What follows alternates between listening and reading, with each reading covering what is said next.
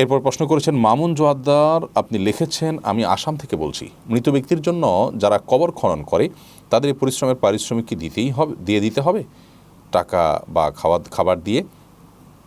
দেখুন, মৃত ব্যক্তির কাফন দাফনের অ্যারেঞ্জ করা, ব্যবস্থা করা, এটা এলাকাবাসীর কর্তব্যের অংশ এবং এটা ফরজে কেফায়া। এলাকাবাসীর কেউই যদি মৃত ব্যক্তিকে এই সুন্দরভাবে উত্তমরূপে তার কাফন দাফনের ব্যবস্থা না করেন তাহলে সবাই কিন্তু গুনাহগার হবেন। তো যে জিনিসটি সমাজের মানুষের উপর ফরজে কেফায়া, না করলে গুনাহ হবে, সেটা ইবাদত, সে কাজের পারিশ্রমিক নেওয়া বা দেওয়া জায়েজ নয়।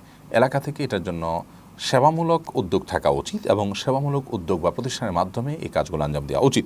এই জন্য যারা কবর খনন করবেন, লাশ ধোয়াবেন, তাদেরকে এর জন্য পারিশ্রমিক দেওয়া উচিত নয়। যদিও আমাদের দেশে এই বিষয়টি মানা হয় না, বরং এটি বেশিরভাগ ক্ষেত্রে আপনার করা হয়ে থাকে।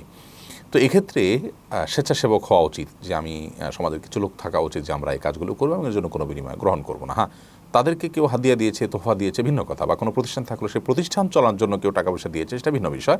কিন্তু প্রতিষ্ঠান যারা কাজ করবেন তারা এটার জন্য কোনো পারিশ্রমিক নেবেন না, যেহেতু এটি শরীয়তের গুরুত্বপূর্ণ একটা নির্দেশ, ইবাদত। অতএব পারিশ্রমিক নেওয়া মানে হলো ইবাদতের জন্য পারিশ্রমিক নেওয়া।